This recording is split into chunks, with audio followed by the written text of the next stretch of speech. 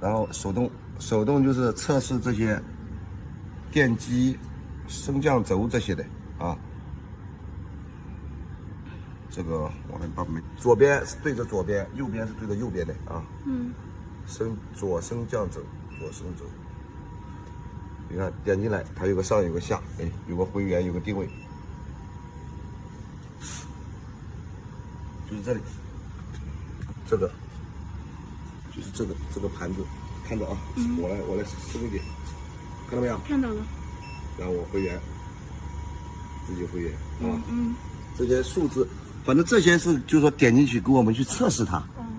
如果说位置不一样，那些我们都要回源回一下，就按下回源，不需要上下动，我们只需要回源，它就找到回到原来的位置。这些数字是不能动的。然后这个左排废料也是这个一个道理。左排料轴，然后你再拍一下就。看到没有？这个推的。好，看到了。这是左边的，这是左排料轴，啊。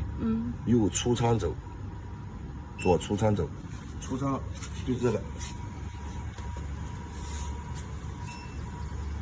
看到没有？看到了。回源，好吧？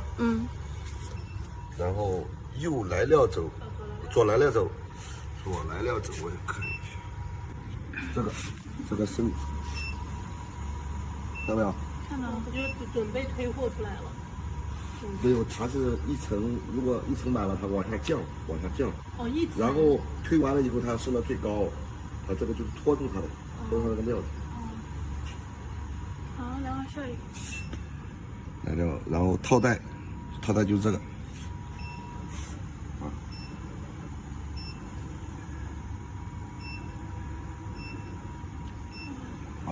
这个是我们测试的，然后我们套带的时候按这个。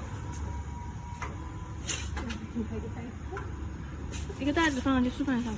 这个袋太小。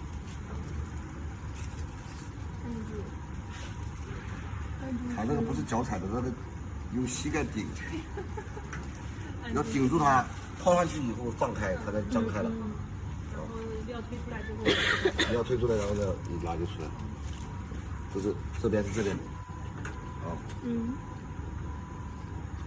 的，输送皮带，这个移动装置，上皮带，正转，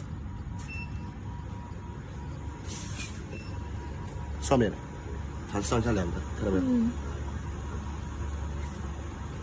对吧？然后下皮带。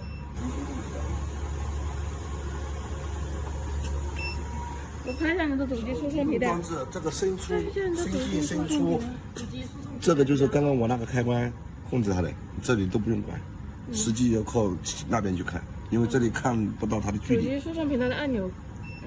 正转反转。这个都不用管吧？对，这些就是我们去测试它，知道有这个功能，这些参数。